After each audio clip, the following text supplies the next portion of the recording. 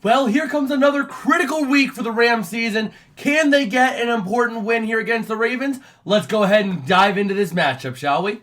So this game is critical for both of these teams. The Rams right now on the outside of the playoff picture. I know we have the Steeler flag back there. It's been a crazy week, so Injury didn't get a chance to take that down. But anyway, this game is critical for the Rams as they are on the outside looking in, trying to make a playoff push, whereas the Ravens are trying to vie for that number 1 seed. It's going to be a tight race in the AFC, so a loss here for the Ravens is absolutely abysmal for them, whereas a win helps them big time.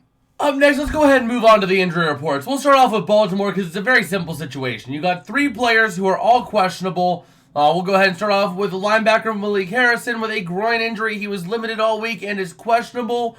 Malik Ham, outside linebacker with an ankle injury, is a full participant all week but is questionable. And the same goes for Demarion Williams, cornerback with an ankle injury, full participant all week but is questionable for game day. For the Rams, you have tight end Tyler Higbee, which is a massive loss for them if he does not play with a neck injury. But I understand why they don't want to, play him on a neck injury if they don't have to. But he did not practice all week, and he is doubtful. You have outside linebacker Michael Hoke and Byron Young, both of them with knee injuries. Byron Young did not practice Wednesday, was limited Thursday and Friday. Hoke was in non-participant on Wednesday and Thursday, limited on Friday. Both are questionable. And then defensive back Quentin Lake with a hamstring injury did not practice Wednesday, full participant on Thursday and Friday, and he is also questionable for this game on Sunday. All right, now I do want to break this down one more thing, because normally we don't talk about this, but I do want to talk about the weather for this game, as it is going to be outdoors in Baltimore. It's going to be a nice temperature day with temps in the low 60s for the game, but heavy rain consistent, heavy at times with potential downpours, is going to hurt the passing game. It's going to make the ball slicker, so the passing game could very well be affected as receivers might have trouble gripping the ball. And also the other big thing to look at is the wind gust forecast, projected to be 10 to 20 miles an hour during the game, which could mean that field goal kicking is a mess and possibly passes that you would think are going to go here end up over here. So that is really going to be a potentially big impact for this game, and it's really going to make it more of a ground-heavy game. So what this really means for the game is that the Rams are going to have to be more reliant on Kyren Williams. Now, Williams is the best runner in the game. He's going to be the best runner in the building, but the Ravens have so many more ways to go about the run game. You have Lamar Jackson, you have you have Gus Edwards, and you have that, I think he's a rookie, that Mitchell guy, Keaton Mitchell.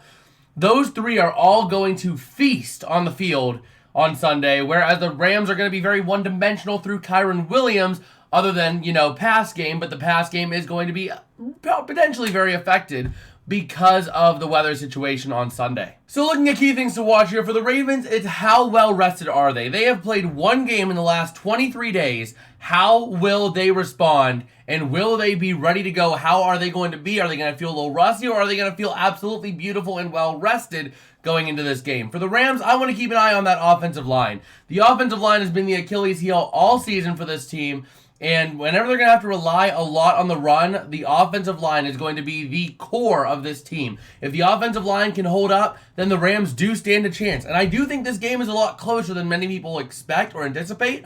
I think a lot of people see the Ravens just blowing out the Rams because, well, the Ravens on paper are the way better team. But I feel like the Rams managed to keep it close. That offense is going to get going a little bit here and there, and I think the Rams defense will be able to do just enough to shut down the passing game. The run game is my big concern there. So I really want to see how the offensive line play for the Rams is and how the run defense is for the Rams as well. So all that is now going to come to a final score prediction here for this game. I am going to take the Ravens on this one. I'm going to take the Ravens. It's probably going to be a medium scoring game. I'm going to say the Ravens by a final score of 24-20. I'm going to say 24-20, 24-19, something in that range. It's going to be a close game. It's not going to be a field goal game, but it's going to be a close game nonetheless. But the Ravens do more than likely get the win, which would all but eliminate the Rams, especially because the Packers have a very easy schedule down the stretch. It's going to be tough with a loss here for the Rams to make the playoffs. Well, that's about going to do it for me today. If you guys did like, don't forget to smash like and subscribe. It does help me out a whole lot. It tells me that I'm making content that y'all enjoy. And also make sure you subscribe if you want to catch me live tomorrow. We'll be going live hopefully for 3 games, at least 2 games tomorrow, providing you live play-by-play coverage and analysis, and we'll dive into all the other games going on in every single window that we're live, with primary focus on 1 game. So if that sounds like something you like, smash subscribe and ring the bell so you get notified. And with that, I will see you guys later. Peace out and have a good one.